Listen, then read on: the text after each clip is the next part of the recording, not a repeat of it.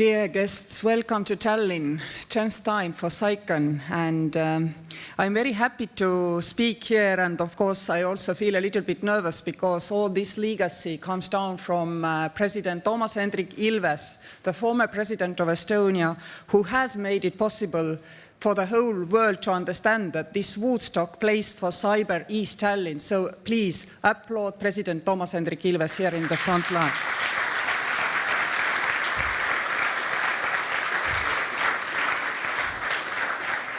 Yes, Estonians have been strong in digital. Yes, Estonians understand better the risks related to digital. This is in big part also he's doing, but the promotion work for Estonia, what he has been doing for 15 years at least, this is incredible. And I am forever grateful to him for this work, which he has undertaken and still does undertake. Also, thank you, Merle, for this introduction and for organizing this conference. It's the 10th time. And of course, it's very fitting that the theme of this conference now is about maximizing the effects. I would like to point out that the most important takeaways and lessons learned from these developments that could really be used to do exactly that, maximize effects in order to keep our societies and citizens safe.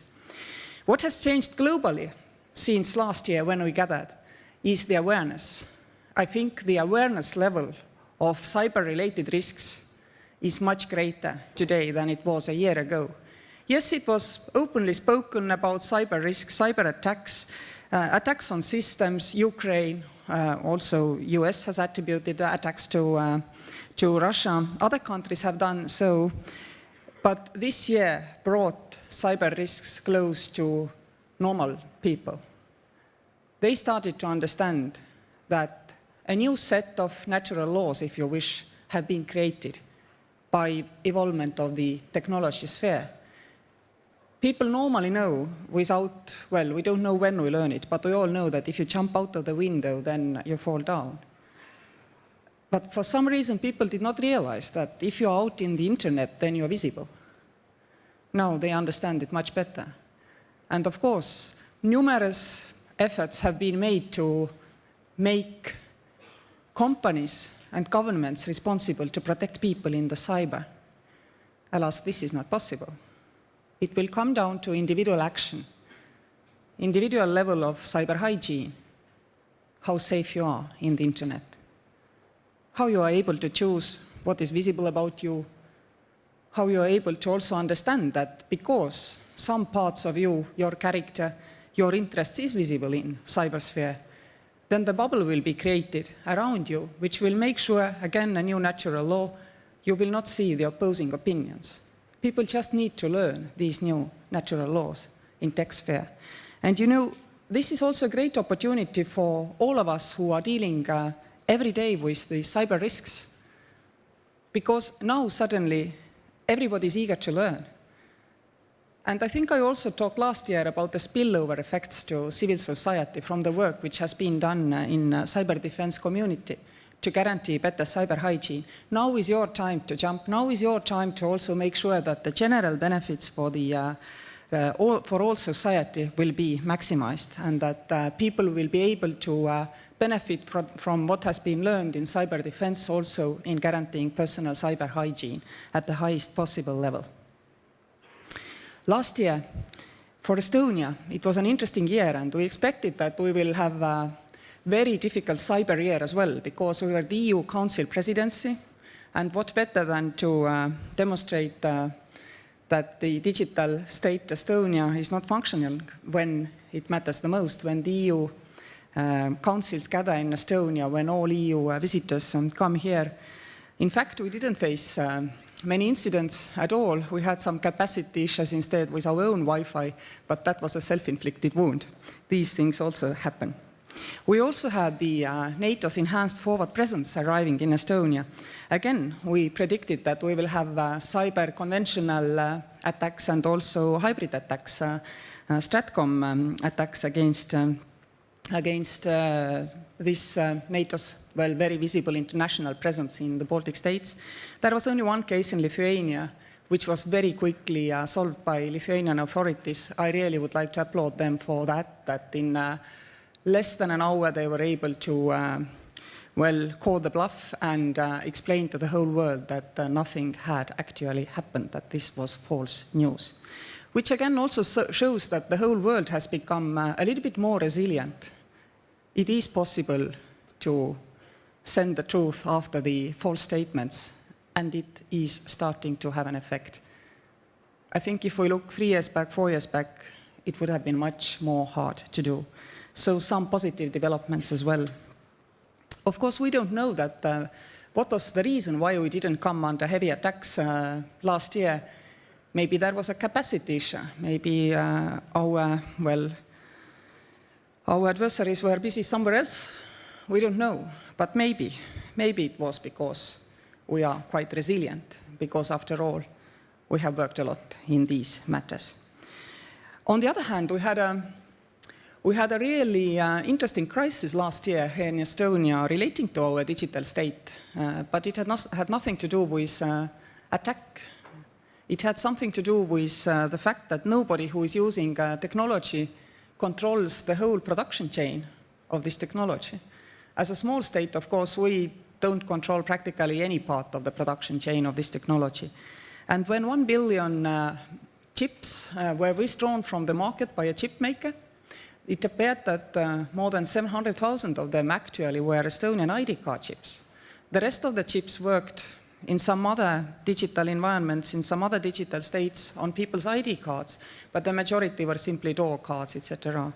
It was interesting that some other countries shut down their ID card systems, and I was sad that nothing happened. I mean, if you shut down an ID card system and you don't have a public riot, then you have not yet digitally disrupted your society. This was obviously the case elsewhere. Here in Estonia, of course, it was quite clear that we cannot do that. Our people were not ready to go back to paper. It was interesting. The initial reaction of the society to this crisis was that maybe it's not that bad. It was exactly like you see the Second World War coming and you think maybe it's not that bad. The society read the news, decided it cannot be quite so bad because it was too big to believe. And so the society, including media outlets, everybody stabilized closer to the cliffhanger, but decided to hang on. And this was a clear sign that whichever way we go solving this crisis, we absolutely have to make sure that there is as little as possible physical displacement of people to go and do something. We managed for quite a number of people to patch up the ID cards over internet, but some people could not. And of course, then it was very clear to us once more. Nowadays, we cannot be happy that we have digital, and if something goes wrong, we have also the paper alternative somewhere. Estonia has to have digital with digital alternative. No other way will work. We have also the mobile ID and other options, but it's quite clear that we need to spend in the coming years quite some money to revamp our systems, to provide safe alternatives to the access to the systems, and also think quite quickly whether the whole technical nucleus, the whole technical platform of our digital state needs to be taken to a new level, for example, using blockchain. This would be now necessary not only to develop the services, because our state wants to be proactive towards its citizens anyway, and that demands blockchain anyway, but even to continue providing the current services. It seems to be that we need to invest quite a lot. We have for years said that we save 2% of GDP only by signing digitally. Luckily, we also can say that 6% of our GDP is ICT. Otherwise, it would be very hard to say that we also need to spend in upcoming years above, definitely, 1%, but in some years, maybe even close to 2% of our GDP to provide new solutions. This is my prediction, and I would not at all be astonished if this held true. We definitely need to make sure that we stay ahead of the curve all the time. And the main reason which I see, I know nothing of technology, but what I can see is that if something is out there long enough and it becomes really, really widely used and mainstream, then things start to go at one point a little bit wrong, and then it's time to move on to a stronger, newer technology platform. Simply because if people just, I don't know, out of fun, spend time in trying to figure out how to break certain systems for years and years, then they more and more often start to, well, have success.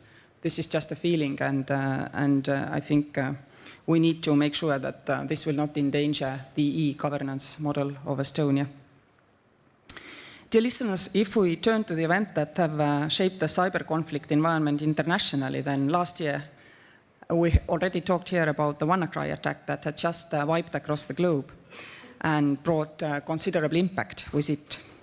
But then we had not yet seen the end of June, NotPetya, which was made to look like the work of ordinary cyber criminals, but was in fact designed to destroy information and brought global economic loss measurable in billions, not in millions. And here is something that we, the politicians of the Western world, clearly have to think about. We can today say that the investigations of both of these destructive campaigns have finished, and public attribution has been made by our good friends and allies, joined also by our government in the case of NotPetya. But strong words will not stop those attacks from happening again. In order to avoid them in the future, we have to change the calculation of the governments who either organize these attacks or just allow them to happen on their digital infrastructure. Cyber should not anymore look like an easy weapon, and using it should include some considerable risks for the perpetrators as well. In order to achieve that, we have to be ready to use stronger tools than we have been so far using. The governments have to be ready to respond to the attacks. The governments, first of all, have to be ready to call these attacks a violation of international law. We all know that sanctions are most effective against those who don't have any sanctions affecting them yet. They are also easy to apply because this level of retaliation is not legally very demanding. Basically, you don't have to prove anything that much.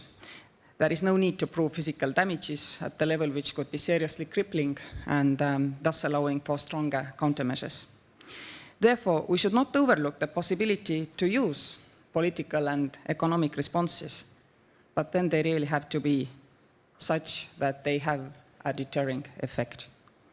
There should also be measures to support those who are digitally failed, who are not able to control the attacks from the base of their digital infrastructure, out of lack of resources or out of complacency. For example, if a country is not able to stop somebody attacking from their infrastructure, then it should have a method and a means to call for some international collective help.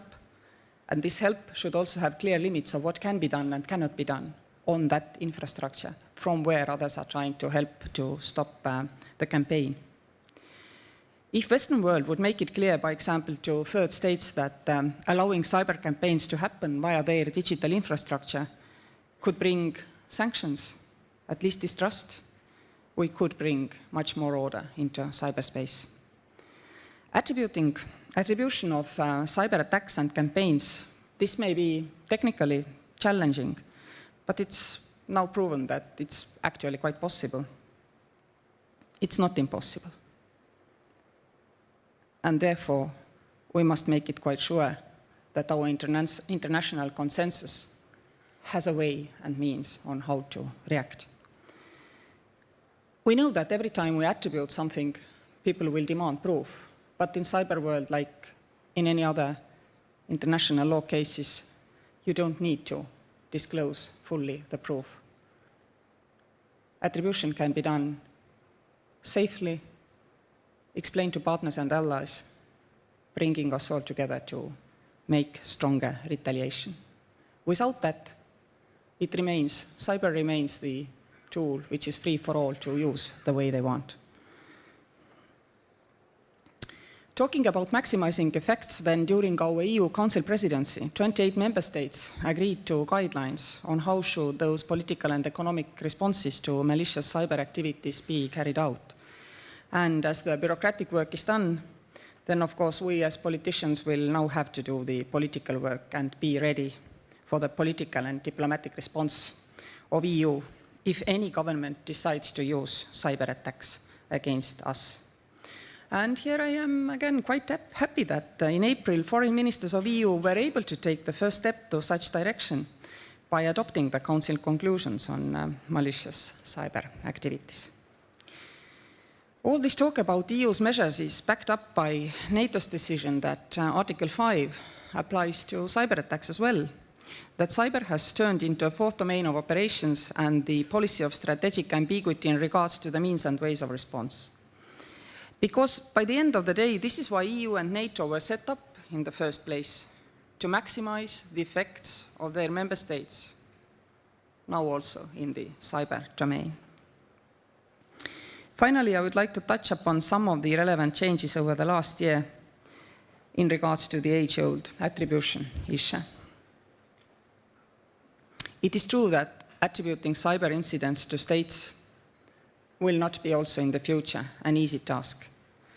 There are misperceptions, and they have held states seriously back.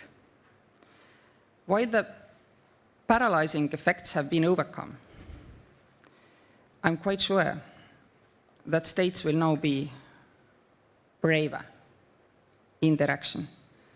But of course, then the problem is that if one or two or three of us decide to be brave, and there is no strong reaction, even if we have administratively agreed the tools in European Union, even if we have international law base for that, then the situation will become actually worse than it is currently. Because previously, okay, we were coming to terms, we didn't know what to do, how to do, we didn't have a framework. Now we do have the framework. And if we now don't use this framework, then we soon get to the stage where techie guys will tell us that we don't want to bother with the attribution. It's expensive and there are no gains to be had. And it's very hard to say no, the gains will be there if quite quickly now we don't see concrete, real political gain for doing a brave attribution exercise and going through with it. This is extremely important. Naming and shaming may seem like a soft measure, especially against countries like Russia and North Korea, who fiercely deny their involvement and make it seem like they have been deeply and unfairly insulted and then demand concrete proof. It's not easy to stand there alone.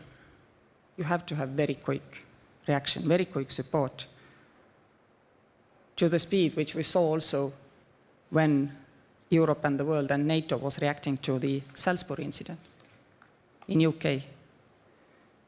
Cyber incidents can be as terrifying, cyber incidents can be as dangerous to our infrastructures.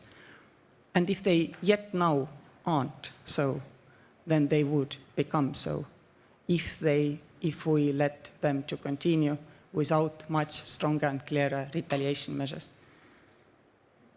If we talk about technicalities, this was good for the first 10 years of this conference series as well. We have to bring law in stronger, because then we will be able to work really and reverse the current understanding and attitudes that cyber war is free. So far, I feel that cyber war has been, to a certain extent, free. On the other hand, I'm not also too optimistic that we will see quick changes, because in some cases also the real war has not cost that much to those who, well, keep promoting them also in the Europe. I'm not that optimistic, as you may hear, but still I think we need to strive, and I call upon all of us to continue this work. Have an interesting conference, have interesting debates and discussions, and I will now leave you here to listen to the most interesting speakers of this conference. Thank you for listening.